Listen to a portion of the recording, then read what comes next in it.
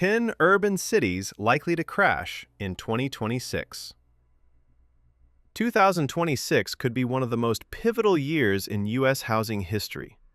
After years of relentless price increases, the market is finally showing signs of slowing. And in some cities, prices aren't just cooling, they're falling. So the big question is, where and why? Today, we're breaking down the housing market outlook for 2026, what's changing behind the scenes, and the 10 urban cities where home prices are most likely to decline next year. For years, housing in the U.S. felt like a can't-lose investment. Buyers rushed in, afraid of being priced out forever. Sellers expected bidding wars, waived inspections, and instant equity.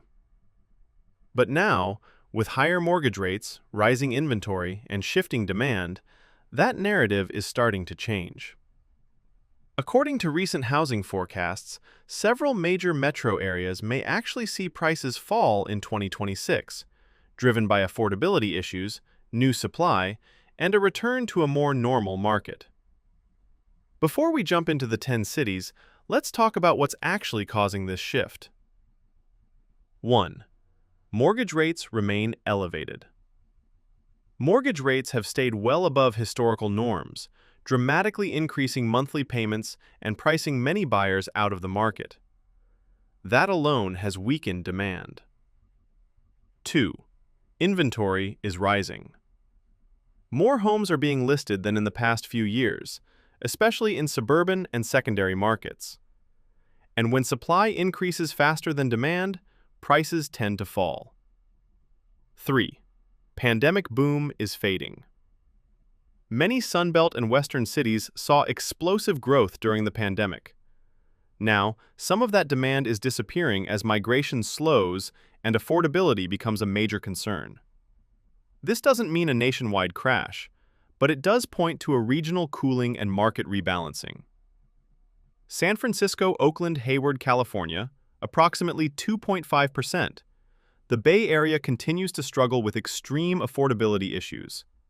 High home prices, insurance costs, property taxes, and uncertainty in the tech sector have all cooled demand.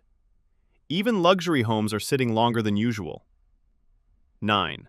Sacramento, Roseville, Arden Arcade, California, approximately 3.3%. Sacramento exploded in popularity during the pandemic as buyers fled the Bay Area. Now, supply is catching up, and prices are beginning to stabilize and soften. 8. Denver, Aurora, Lakewood, Colorado, approximately 3.4%. Denver combines high housing costs with slower wage growth. As affordability declines, buyers are increasingly looking elsewhere. 7. Spokane, Spokane Valley, Washington, approximately 3.5%. Once known for affordability, Spokane saw major price increases over a short period. Now, the market is entering a normalization phase. 6. Tampa, St. Petersburg, Clearwater, Florida, approximately 3.6%. Tampa was one of the hottest pandemic markets in the country. But rising inventory, insurance costs, and cost of living pressures are slowing things down fast. 5.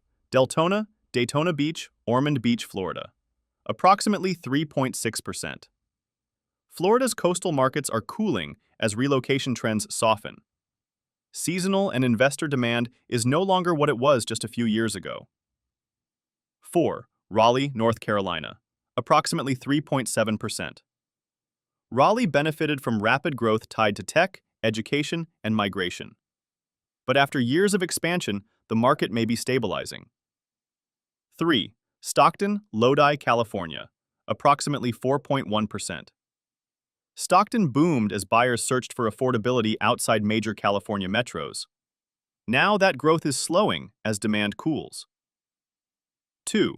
Northport, Sarasota, Bradenton, Florida, approximately 8.9%.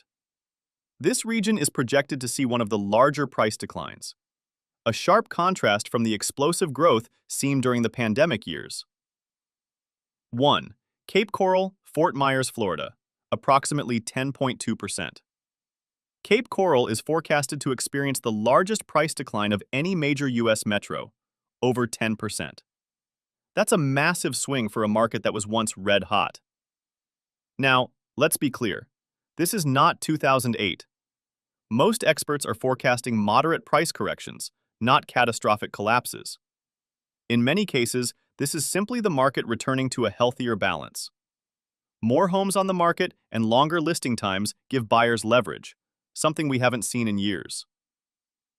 For buyers, less competition, more negotiating power. Potential entry points for first-time buyers. For sellers, pricing strategy matters more than ever. Homes may sit longer. Buyers are more cautious and selective. The end of the frenzy doesn't mean the end of opportunity, but it does mean smarter, data-driven decisions are critical. Nationally, home prices may still rise slightly on average. But the story of 2026 is a mixed one. Some cities will grow, while others correct. And that balance may actually be healthier for the long term. So, is 2026 the year the housing bubble finally deflates?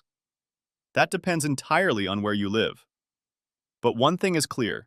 The era of instant price increases may be behind us. Stay informed. Stay strategic. Like, subscribe. Comment your city and price trends